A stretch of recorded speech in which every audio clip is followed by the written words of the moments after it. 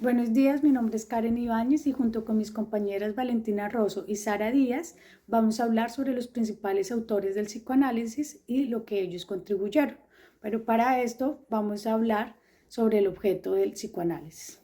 El objeto de estudio del psicoanálisis se centra en los esfuerzos de todos los autores que vamos a nombrar a continuación, donde estos centraban todos sus estudios y sus investigaciones en el desarrollo humano y en las etapas de la niñez, en las distintas etapas de crecimiento de los niños, en las cuales debemos tener la claridad que cada uno de ellos presentaba perspectivas completamente distintas, pero que a su vez también eran coincidenciales, lo cual causó en ellos que cada uno desarrollara sus distintos modelos de estudio, los cuales todos contribuyeron al psicoanálisis en las distintas formas de terapia que se tienen para abordar y también para poder hablar sobre entrar más a profundidad a comprender el inconsciente.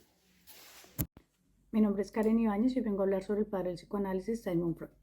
Uno de sus modelos más importantes fue los modelos de la mente, en el cual proponía que la mente se dividía en tres partes: la parte consciente, la parte preconsciente y la parte inconsciente. De ahí más adelante propone un modelo mucho más estructurado donde nace el ello, que es el principio del placer. Es esa parte inconsciente y es ese proceso primario. El yo es el principio de la realidad y es esa parte que está consciente con el mundo externo. De ahí encontramos también el superyo. El superyo es esa incorporación del yo y es la representación de las restricciones morales y esos impulsos de perfección. De aquí, él propone algo muy importante que son los mecanismos de defensa, en los cuales habla sobre la represión, habla sobre la negación, habla sobre el desplazamiento, sobre la subliminación y sobre el desplazamiento. De aquí, Sigmund Freud también saca un modelo de estudio muy importante, el cual llamó las 5 etapas psicosexuales del desarrollo humano, en las cuales habla de que el niño debe quemar o pasar por cada una de estas etapas para llegar a ser un adulto sano, es decir, un adulto que no tenga problemas de comportamiento ni problemas psicológicos. En la primera etapa encontramos la parte oral, que es donde el niño busca placer de la succión. La segunda es la parte anal, donde el niño busca placer del ano en la expulsación de las heces. La tercera es la fálica, que es donde el niño encuentra placer del pene o del clítoris por medio de la masturbación. En la cuarta es la latente, donde el niño no tiene poca motivación sexual. Y en la quinta es la etapa genital, donde este individuo tiene placer de la vagina o el pene por medio de las relaciones sexuales. Aquí también Freud habla sobre las interpretaciones de los sueños, donde planteaba que al dormir podíamos llegar a esa mente inconsciente y de esta forma podía ayudar a estos individuos a resolver esos problemas reprimidos que tenían en una situación libre de conciencia, es decir, durmiendo. Gracias. Hola, mi nombre es Valentina y les voy a hablar de las contribuciones teóricas de Melanie Klein al psicoanálisis. Una de las figuras más influyentes en psicología infantil, Klein como psicoanalista se centró principalmente en el estudio de los primeros años de vida y en cómo la mente humana se desarrolla desde el nacimiento. Klein desarrolló la idea de que las experiencias tempranas con los padres o cuidadores son fundamentales para el desarrollo psíquico. Introdujo conceptos como la posición equizoide y paranoide y la posición depresiva. La posición equizoide y paranoide ocurre en los primeros meses, donde el bebé siente que la madre es buena si satisface sus necesidades, pero mala si no lo hace. Ejemplo, si el bebé tiene hambre y la madre no alimenta, siente gratitud, pero si no lo alimenta, puede sentir rabia. Y la posición depresiva surge alrededor de los 6 meses, cuando el bebé entiende que la madre es una sola persona con aspectos buenos y malos, lo que genera culpa y el deseo de reparar. Ejemplo, el bebé siente cariño por su madre, pero también frustración si no la atiende, lo que puede causar sentimientos de tristeza y enojo. Klein plantea que la mente crea símbolos para procesar emociones. Por ejemplo, el pecho de la madre puede simbolizar el amor cuando lo alimenta, pero frustración si no lo hace. Estos símbolos ayudan al niño a entender sus sentimientos internos. Las ideas de Klein ayudaron a comprender cómo los conflictos tempranos pueden afectar la salud mental en la adultez, destacándose por centrarse en la infancia y en el simbolismo de la mente. A diferencia de otros psicoanalistas, Klein puso el foco en los primeros años de vida, mostrando cómo las experiencias tempranas influyen en nuestra personalidad y en nuestra adultez. Carl Jung, a diferencia de Freud, Veía la mente humana de manera diferente.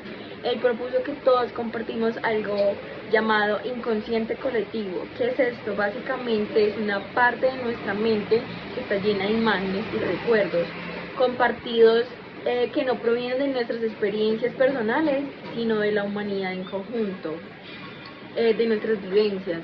Un concepto central de Jung es el arquetipos. Son los arquetipos. Los arquetipos son como imágenes universales, símbolos que todos entendemos aunque no tengamos una conciencia clara de ellos. Por ejemplo, el yo es uno de los arquetipos más importantes. Este representa nuestro sentido de quiénes somos, cómo nos vemos a nosotros mismos. Imagina, por ejemplo, cuando te sientes en paz contigo mismo. Es como una persona completa. Ese es el yo en acción. Otro de los arquetipos es muy clave, es la sombra, que representa aquellos aspectos de nuestra personalidad que no queremos reconocer, como nuestros miedos o deseos reprimidos. Pero en lugar de verlos como algo malo, Jung nos invita a aceptarlos, porque al hacerlo podemos crecer y ser más completos. Luego está el ánima y el ánimo, que son aspectos masculinos y femeninos dentro de nosotros mismos.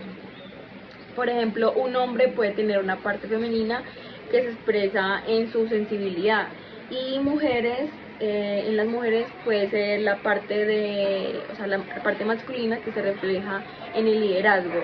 Esos arquetipos nos ayudan a equilibrar nuestras cualidades internas. Lo interesante de ideas de Jung es que nos invitan a buscar el equilibrio entre todas las partes de nosotros mismos, no solo las que nos resultan cómodas, sino si podemos integrar estos diferentes aspectos, podemos alcanzar un estado de mayor paz y de autenticidad en nosotros mismos. Mi nombre es Sara Díaz y hoy les voy a hablar sobre Lacan. Nació en 1901 y falleció en 1981. Fue un psicoanalista francés, el cual reinterpretó y amplió los pensamientos de Freud. Sus primeros aportes sugiere que lo inconsciente está estructurado por el lenguaje, ya que por medio de él podemos hacer de lo consciente algo inconsciente. También podemos revelar lo que hay detrás de cada persona, y somos la única especie que tiene este proceso cognitivo. También introdujo el concepto de estadio del espejo, donde plantea la construcción del yo o del yo ideal. Es donde empieza la fase temprana del desarrollo infantil, desde los 6 a los 18 meses. El niño se reconoce en el espejo por primera vez y experimenta como su identificación, aunque no representa su ser real, sino una versión idealizada de sí mismo. Y ahí es donde entra la batalla entre el yo imaginario y el yo real. También introdujo la noción de los 6 registros. Está el primero, que es lo real, es aquello que no puede ser representado ni puesto por palabras, y está lo simbólico, que por medio de ello se relaciona con el mundo y con los demás, y está lo imaginario, que es el ámbito de las imágenes, de las identificaciones, de las ilusiones que construimos de nosotros mismos y de los demás. Ahora hablaremos sobre Margaret Mahler. Esta fue una psicoanalista y una pediatra, la cual enfocó sus estudios en el infante, en la cual esta decía que el infante debía cumplir ciertas etapas y subetapas para llegar a ese desarrollo final, que es la parte de la independencia, donde esto pues debía influir también en el comportamiento del adulto, donde propone el proceso de separación y de individuación, en el cual se compone de 3 fases y 4 subetapas. La primera fase es la fase del autismo normal, es donde el niño está enfocado y está metido en su propio yo, encerrado en sí mismo. No hay una conciencia, no se reconoce, no reconoce a nadie. La segunda es la etapa de la simbiosis, la fase de la simbiosis. En la fase de la simbiosis, Este niño tiene una confusión con su madre, tiene una fusión hay una parte de conciencia, pero el niño no sabe diferenciarla entre la madre y él. En la tercera tenemos la etapa de la separación y la individuación. Esta se da entre los 4 meses en adelante. Y es donde el niño ya reconoce a su madre, ya se reconoce él y ya hay un poco más de conciencia. En las subetapas tenemos la etapa de la diferenciación, que esa etapa se da entre los 5 a los 9 meses, que es donde el niño ya empieza a reconocer sus movimientos, pero con estos también nacen sus primeros miedos. En la segunda tenemos los ejercicios. Los ejercicios son ya esos movimientos psicomotores, es decir, el niño ya aprende a caminar y empieza en esa etapa de quererse mostrar, en esa etapa de exhibicionismo, de mostrarse, de querer mostrar a sus padres de que él ya puede hacerlo, caminar solo. Luego tenemos la tercera etapa, que es la etapa de la reaproximación, que se da entre los 15 a los 24 meses. Entonces el niño ya tiene una representación objetal, el niño ya tiene pleno reconocimiento del yo y también de las personas que lo rodean, pero trata de independizarse, pero no lo hace del todo porque le da miedo perder a su madre. Tiene un problema como de apego. El cuarto es la constancia objetal, que es donde ya el niño es más independiente, donde el niño pierde su miedo, desaparece y ya se vuelve más independiente, culminando las etapas que Mahler propone. Sus estudios también hablaban mucho sobre el tema de la psicosis y pues el autismo, como ya lo nombramos. Y para finalizar, podemos concluir que el psicoanálisis dio grandes bases no solo para el campo de estudio de sí mismo, sino para la psicología en general, como la medicina. También en otras conclusiones podemos dar que el modelo de las 5 etapas psicosexuales aportaron grandes avances al comportamiento, ya que deja una marca en nuestra personalidad para así enfrentar la vida adulta. Y por último, nuestra mente crea como esa estrategia como es la negación, para luchar con esos conflictos internos, también para llevar la ansiedad y así para percibir mejor la realidad.